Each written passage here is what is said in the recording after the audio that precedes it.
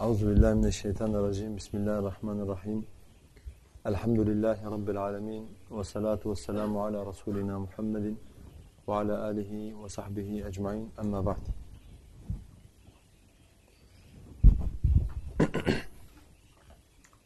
Evet kardeşler, geçen hafta bu dersimizi yapamamıştık. Dersimizin genel adını hatırlarsanız davet fıkhı diye başlamıştık dersimize.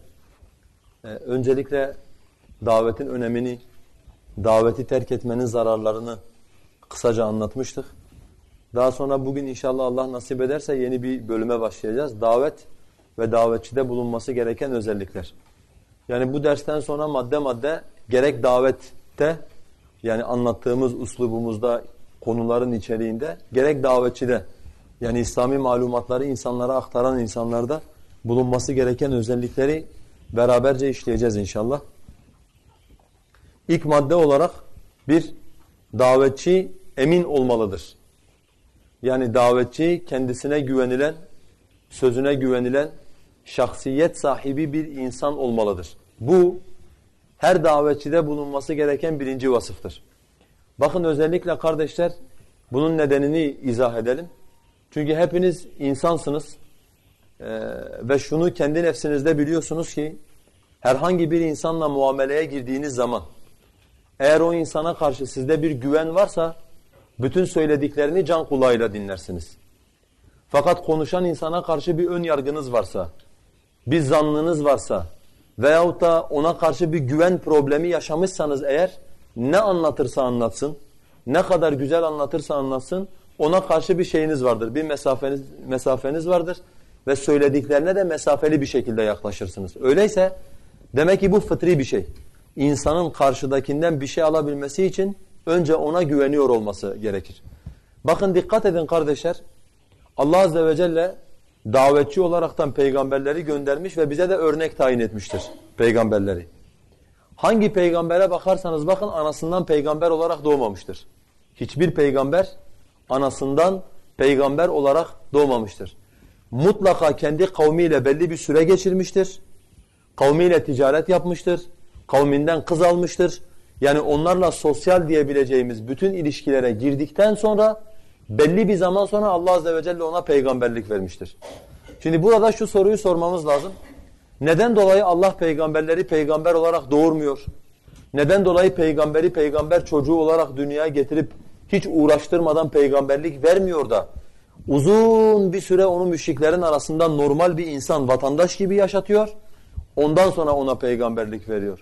Ta ki kavmiyle peygamber arasında belli bir müddet geçsin ve bu müddet zarfında kavmi peygambere güvensin diye. Ve peygamberlere dikkat edin kardeşler. Gerek sosyal hayatlarında, gerek ticaretlerinde, gerek evlilik hayatlarında çevrelerinde bulunan insanlar tarafından mutlaka takdir edilmişlerdir. Övülmüşlerdir. Güvenilir ve emin oldukları kendilerine söylenmiştir. Öyleyse bugün İslam davetine talip olan Müslümanların da ilk olarak kendilerinde bu sıfatı bulundurması gerekir. Yani her birimiz kendimize soracağız. Diyeceğiz ki sen emin misin? Önce biz kendimize bu soruyu soracağız. Çünkü her insanın vicdanı en temiz aynadır. Her insanın vicdanı en temiz aynadır. Yani vicdan aynasına soru sorduğumuz zaman bize yalan söylemez. Ben neyim? Benim kalitem nedir? Ben güvenilir miyim, değil miyim? Bu soruları sorduğumuz zaman emin olun ki vicdanımız bize doğru cevabı verir. Eğer eminlik sıfatımız yoksa kardeşler, biz ne demiştik hatırlarsanız ilk derslerimizde anlatırken, davet bizim kendi babalarımızın veya atalarımızın bulduğu, tespit ettiği bir şey değil.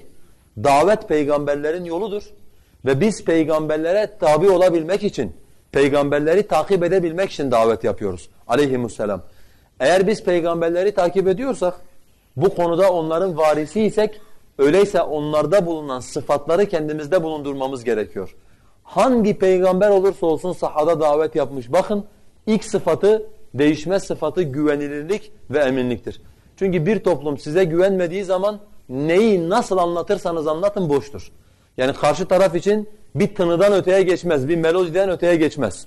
Fakat siz güvenilir bir adam olduğunuzda ne kadar eksik anlatırsanız anlatın, ne kadar bozuk anlatırsanız anlatın, üslubunuz ne kadar kötü olursa olsun, diliniz, konuştuğunuz dil benim gibi ne kadar kötü olursa olsun, karşınızdaki insan size güveniyorsa Sizin anlattıklarınız o insanın üzerinde para eder. Çünkü sizin anlattıklarınıza kulak verir. Öyleyse her davetçi ilk olarak emin olmak, güvenilir olmak zorundadır. Kağıdımızı beraber okuyalım. İslam davetçisinde zorunlu olarak bulunması gereken ilk vasıf güvenilirliktir. Peygamberlerin davetini tafsilatlı anlatan Şura suresi Nuh, Hud, Salih, Lut, Şuayb ve Musa aleyhisselamın dillerinden şu çağrıyı tekrarlamıştır. Muhakkak ki ben sizlere gönderilmiş emin, güvenilir bir elçiyim. İnni lekum rasulun emin. Ben sizlere gönderilmiş, güvenilir, emin olan bir elçiyim. Şuara suresinin önemi nedir kardeşler? Şuara suresinin önemi şuradan geliyor.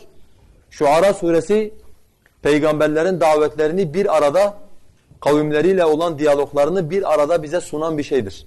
Bir suredir. Ve özellikle zikrettiği bütün peygamberlerden bazı lafızları aynı kalıpla tekrar etmiştir. Yani şimdi Kur'an-ı Kerim'in anlatım üslubunu biliyorsunuz.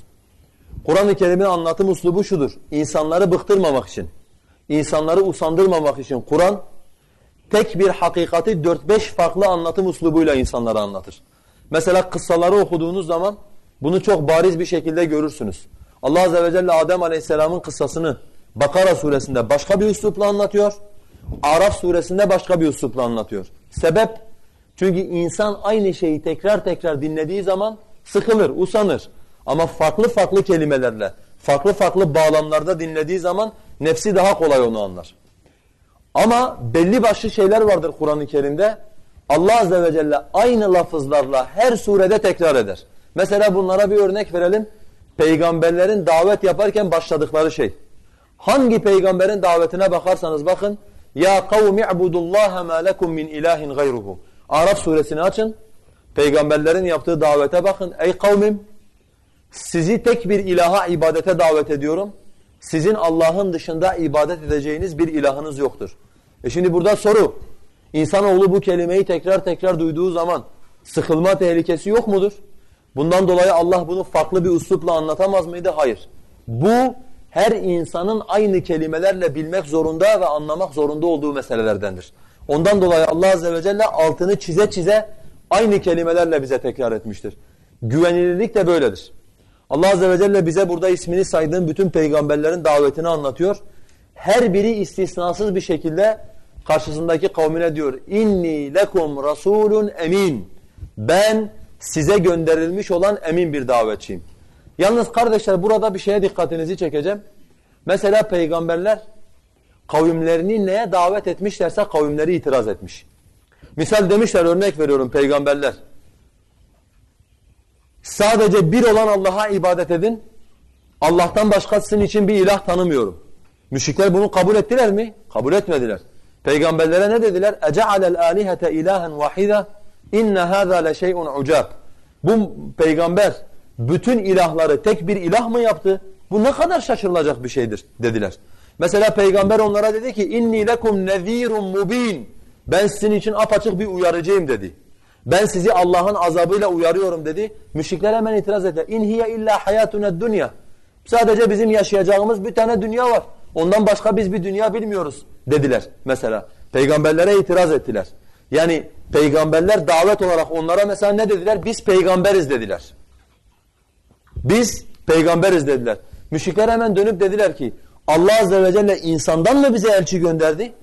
Yani melek gönderemez miydi? Bula bula seni mi buldu dediler peygambere. Hadi diyelim insan gönderecekti.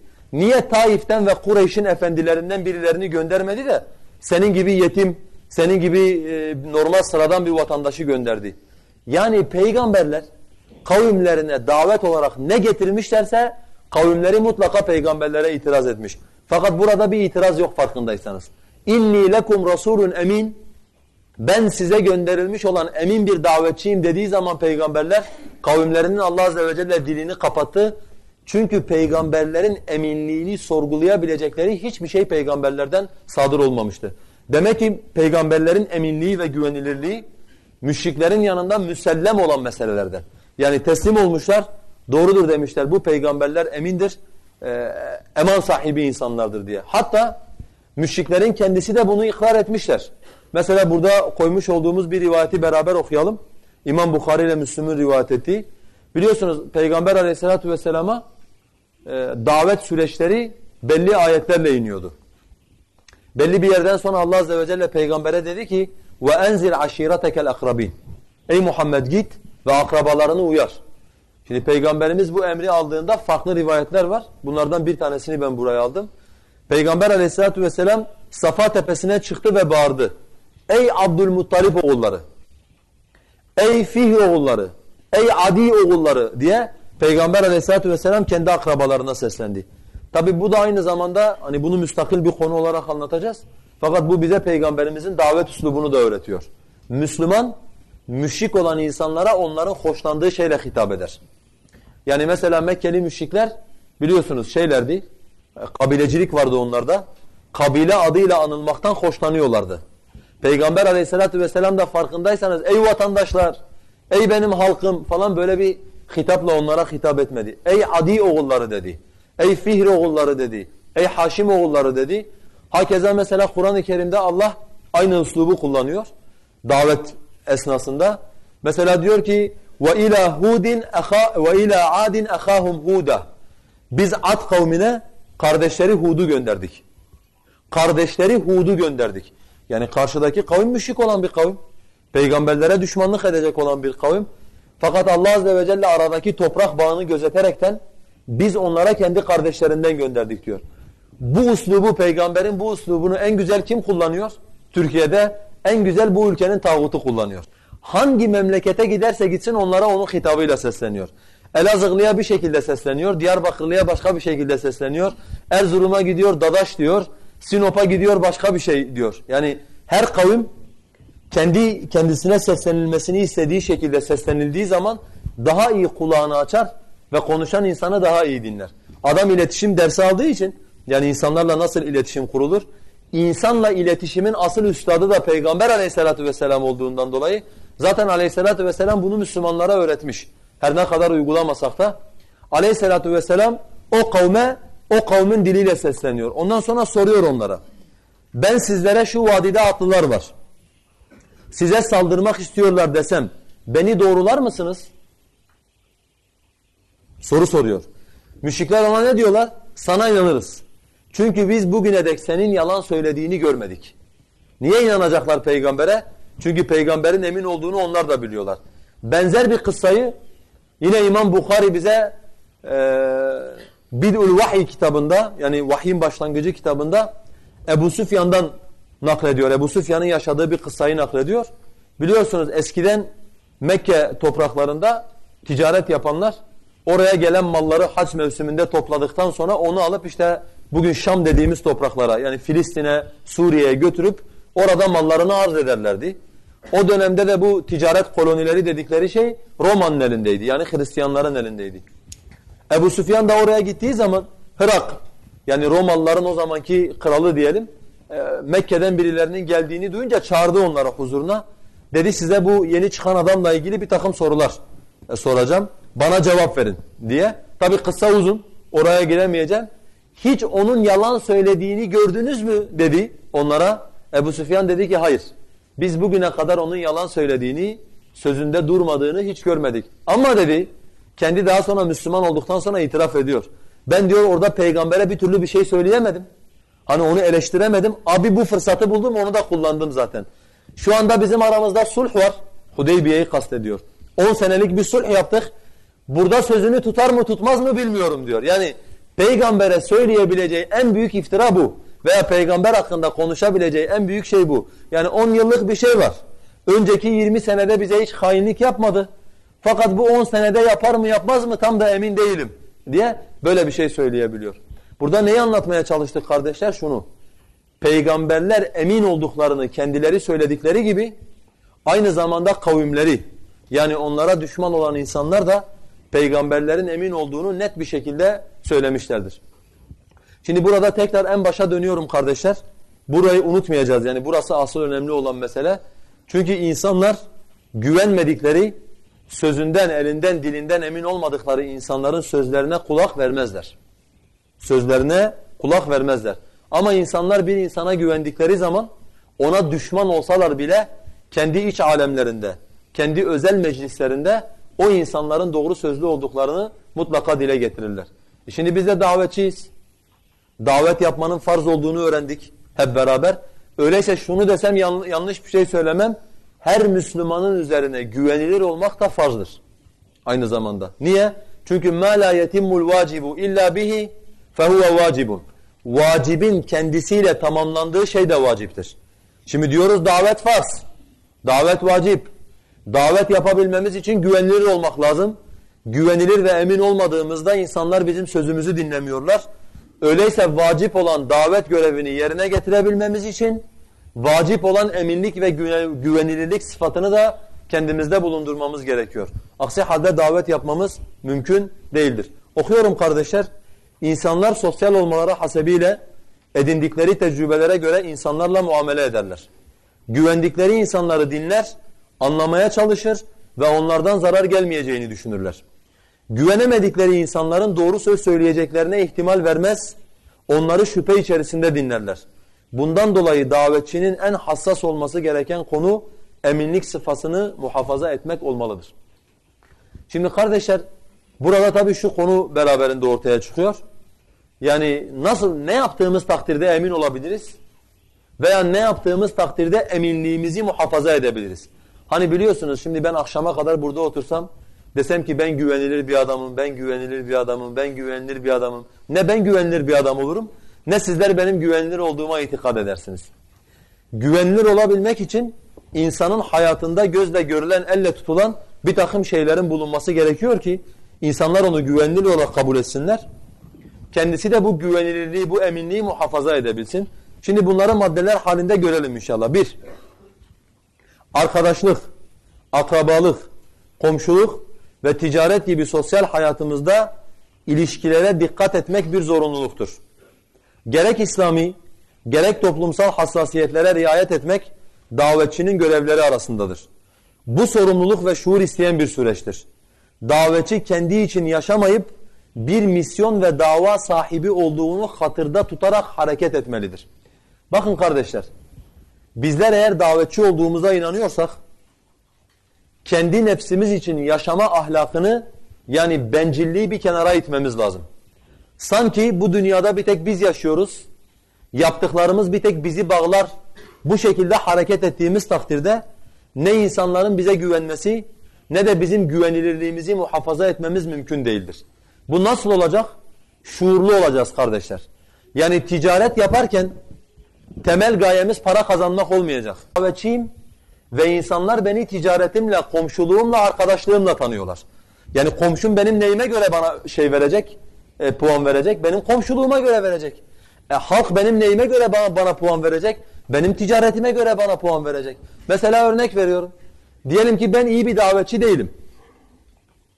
Yani anlatamıyorum, beceremiyorum bu işi.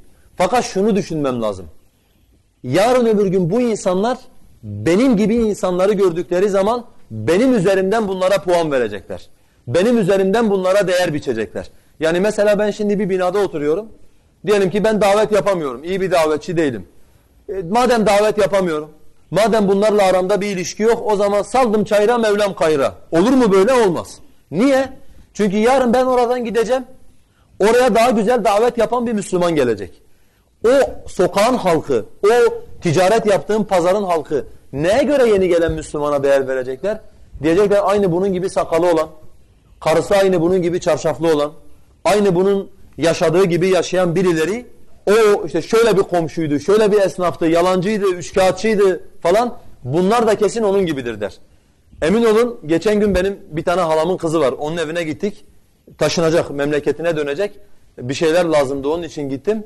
Bana dedi ki bizim binada sizin arkadaşlarınızdan kimse var mı? Yok dedim, ben bilmiyorum, bu binada bizim arkadaşlardan kimsenin olmaması lazım. Sonra aklıma geldi, bir Müslüman demişti ben teras kata taşındım, işte yeni Türkiye'ye gelmiş. Dedim valla bu mıntıkada yani teras kata taşındığını bildiğim bir Müslüman var. Niye sordun abla dedim.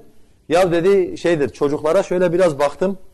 Ondan sonra dedi babaları binadan içeriye girerken çocuğu aldı, ben de çocuğu içeriye sokuyordum. Bunlar kesin dedim, bunlar benim dayı oğlunun arkadaşlarıdır diye. Yani şekle baktım diyor, o da uzun kollu gömlek giymiş, uzun sakallı, şalvarlı. Sonra çocuğu çağırdım yanıma diyor bir gün. Dedim ki sen okula gitmiyorsun değil mi? Sordum diyor. Çocuk dedi ki yok ben okula gitmiyorum. Diyor dedim peki hiç mi okula gitmiyorsun? Yok yok dedi diyor. Benim okulum var ama sizin okulunuzdan değil. Yani bizim okulumuz başka okul. Nasıl sizin okulunuz dedim. Sizin okulunuzda put var, bizim okulumuzda tevhid bayrağı var dedi diyor. Yani şunu anlatmak istiyorum. Hani bakın bende gördüğü bir şekil, ben onun akrabasıyım misal. Bir arkadaşımızı gördüğü zaman karısının örtüsünü, çocuğunun şeklini, adamın şeklini, bunlar bizim akrabaların mezhebinden, bunlar bizim akrabaların itikadından diye kadın bunu akledebiliyor. Doğru mu? Şimdi beni kötü biri olarak biliyorsa eğer, mesela ben akrabalık ilişkilerine dikkat etmemişim.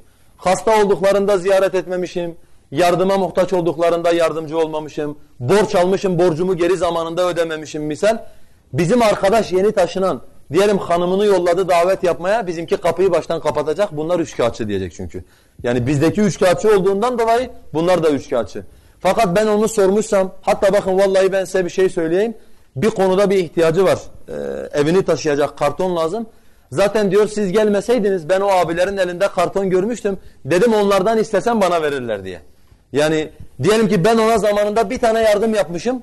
Akraba olaraktan. Düşünmüş bu da bunların şeyindendir. Bu da bunların arkadaşlarındandır. Hani ben gitsem ondan karton istesem beni geri çevirmez. Mutlaka bana kartonları verir diye.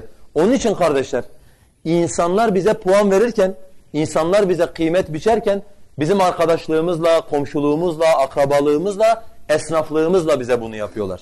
Onun için bir esnaf Müslüman sadece esnaf değildir. Bir binada oturan bir Müslüman sadece o binada oturan değildir. Bir akraba sadece akraba değildir. Elimizden geldiği kadar hem kendi güvenilirliğimizi insanlara göstermek için hem de bizden sonra gelip davet yapacak olan insanlara yol açabilmek için kardeşler, ilişkilerimizde dikkatli olacağız. İlişkilerimizde dikkatli olacağız. Mesela ben çok utanç duyuyorum. Bir Müslümanlara diyelim ki bir kardeşimiz diyor benim akrabalarım var. Onlara işte davet yapar mısınız diye. Ben tamam diyorum yaparız sorun yok. Bir tarih veriyoruz diyelim gidiyoruz adamlara anlatıyoruz. Adamların kafasına yatıyor. Yani anlattığın şey fıtrata uyduğu için normalde zaten aklı başında bir adam iman etmese de kabul etmesi gerekir. İkrar etmesi gerekir.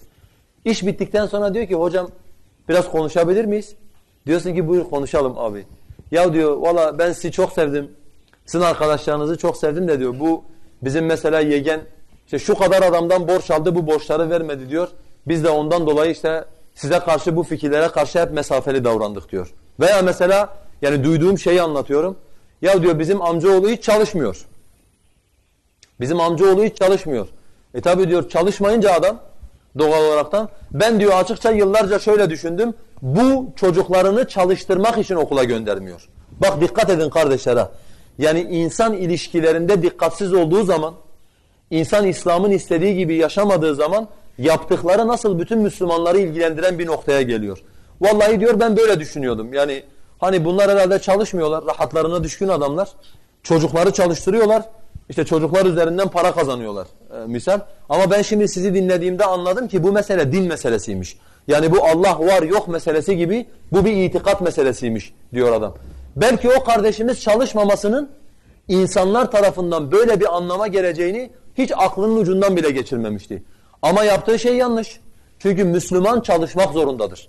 Yani Peygamber Aleyhisselatü Vesselam'ın bize öğrettiği dinde gayretsizlik, Peygamber Aleyhisselatü Vesselam'ın bize öğrettiği dinde yan gelip yan yatmak, saat 11'e 12'ye kadar uyumak, ondan sonra iş yok deyip de sağdan soldan borç istemek böyle bir şey yok. Git pazarda limon sat.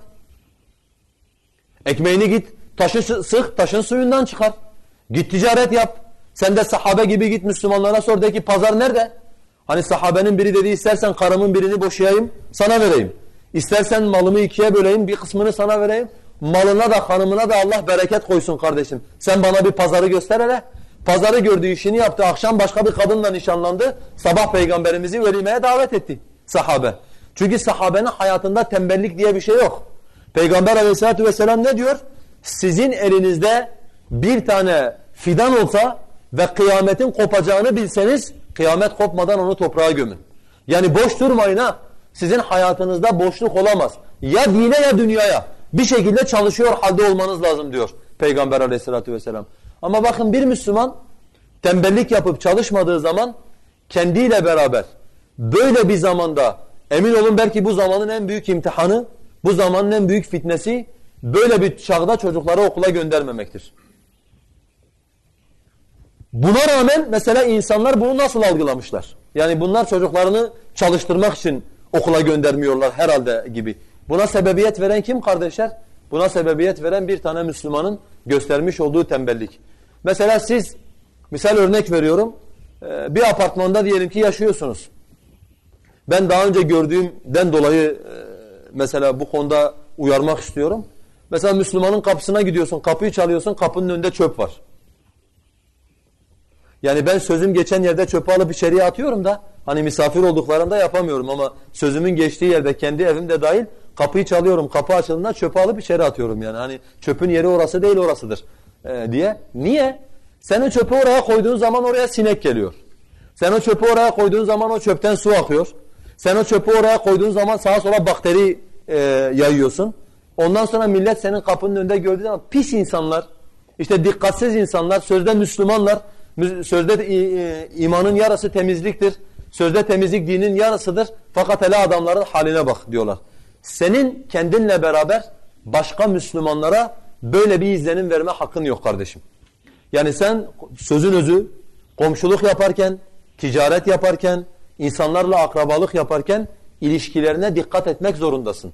Ta ki kendinle beraber davetçi olan Müslümanları kötü durumda bırakmayasın. Bu birincisi kardeşler. Yani davet yaptığımız zaman, insanları İslam'a davet ettiğimiz zaman eğer emin olmak istiyorsak sosyal ilişkilerimize dikkat edeceğiz. Bir hassasiyet ve şuur çerçevesinde davranacağız. 2, güvenilir bir aile yapısına sahip olunmalıdır. İnsanın en hayırlı şahidi ailesidir. Kendi ailesine güven telkin etmiş olan bir Müslüman topluma da bu güveni verebilir.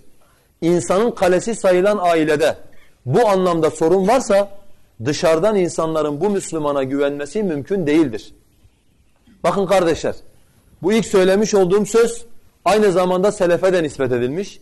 İnsanın en hayırlı şahidi insanın ailesidir. Yani hepimizin değerinin ne olduğunu en iyi eşlerimiz bilir, çocuklarımız bilir. Hakeza eşlerimizin ve çocuklarımızın ne olduğunu en iyi biz biliriz. Neden? Çünkü bir arada yaşıyoruz ve bir arada vakit geçiriyoruz. Şimdi dışarıdan insanlar sana baktıkları zaman hani bizde bir deyim var.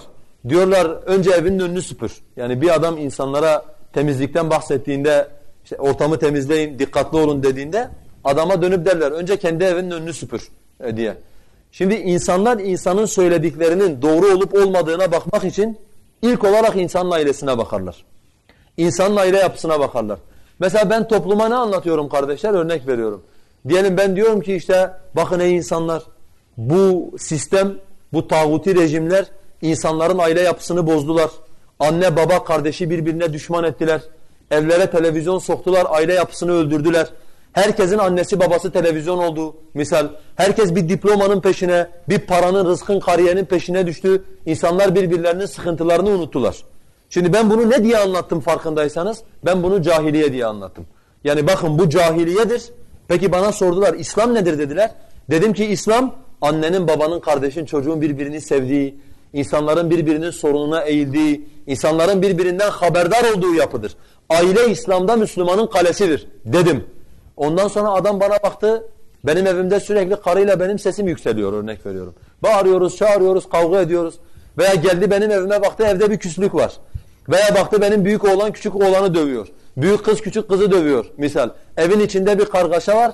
Adam benim söylediklerimi içinden gülerek dinler.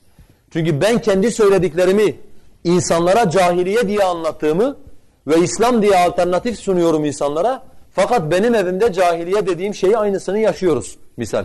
Karşımdaki insanın benim sözüme güvenmesi mümkün müdür?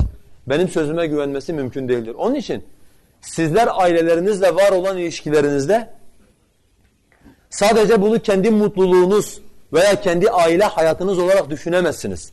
İnsanlar sizin davetinize değer biçerken sizin ailelerinize bakacaklar ve ailelerinize göre değer biçecekler. Ve bakın kardeşler maalesef bu konuda gerek kadın erkek ilişkilerinde gerek ebeveyn çocuk ilişkilerinde şöyle bir problem yaşıyoruz. Şimdi biliyorsunuz insan annesinin karnından bir şeyleri bilerekten doğmuyor. Allah Azze ve Celle öyle söylüyor zaten. Huvellezî ahracakum min butûni ummahâtikum lâ ta'lemûne şey'a. Allah sizi annelerinizin karnından çıkardı. Siz hiçbir şey bilmiyor idiniz. Yani cahil bir şekilde dünyaya geldiniz diyor Allah Azze ve Celle. Şimdi hayatımıza bir şey soktuk diyelim, evlendik. Kadın aldık. Bu ne demek? Beraberinde hayatımıza bir yenilik girdi. Artık sorumlu olduğumuz ve üzerimize bir takım hakların bindiği yeni bir alan var hayatımızda. Başka?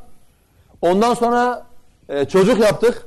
Bu sefer hayatımızda ikinci bir sorumluluk alanı daha oluşturduk. Ona karşı da artık sorumluluğumuz var.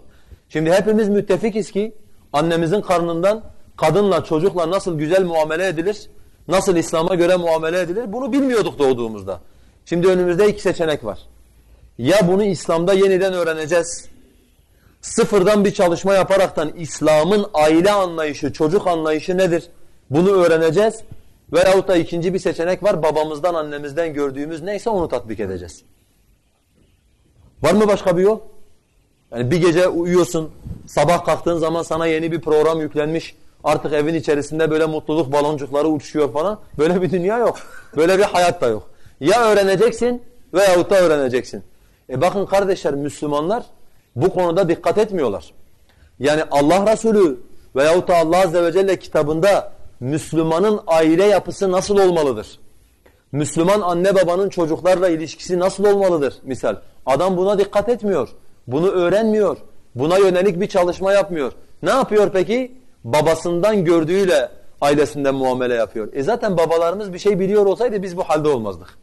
Yani babalarımız bir şey bilmediği için biz şu anda arayış içerisindeyiz zaten. Hani babalarımız kitabı, sünneti, vahyin öğretilerini biliyor olsaydı biz şu anda çok daha güzel bir konumda olacaktık. Fakat onlar bu konunun cahili olduklarından onlar da babalarını taklit ettiler. Onlar o konunun cahili olduklarından onlar da babalarını taklit ettiler. Aha netice ortada.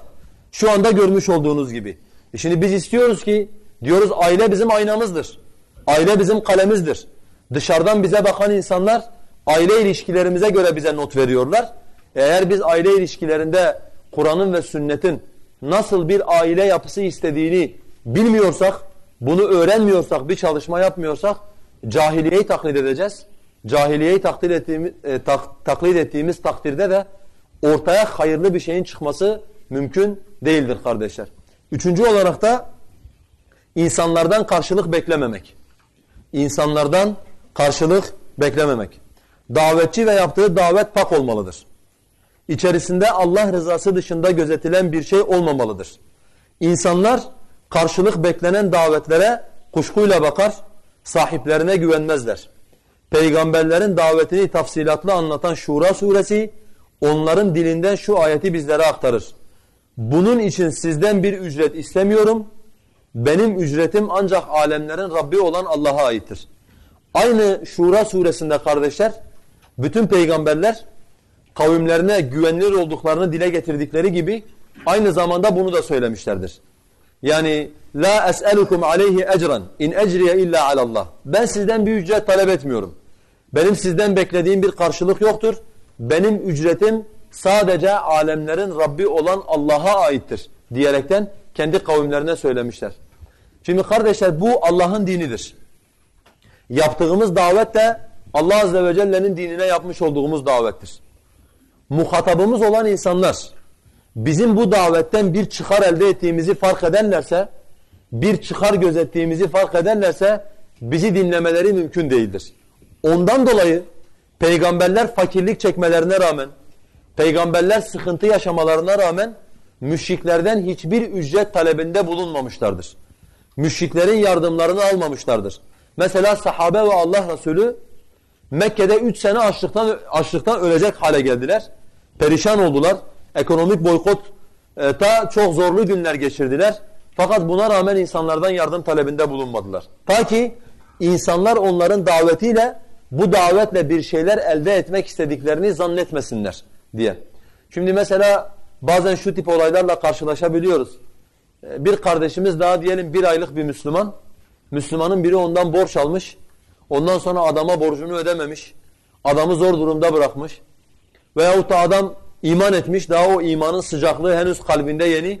Müslümanın biri gelmiş demiş bana kefil ol. Adam demiş yani Müslümanın sözüne güvenilir. Elinden ve dilinden emin olunur. Adam da gitmiş Müslümana kefil olmuş. Müslüman da üçkağıtçı. Yani kafa Müslüman kafası ama organlar münafıkların organı. Farklı bir şekilde yaşıyor adam. O da adamı zor durumda bırakmış. Belki adam o sebepten ötürü kendi dininden tekrardan geri dönebiliyor. Veya topluma mesela diyelim davet yapılıyor, insanlara bir şeyler anlatılıyor. Adam daha dün bir bugün iki gelmiş. Adamdan yardım talebinde bulunuluyor. Adamdan bir şeyler isteniliyor mesela. Adam tabii kendinden bir şeyler istenildiğini gördüğü zaman herhalde diyor bunlar bize bu meseleleri bizden bir şeyler koparmak için anlatıyorlar diye.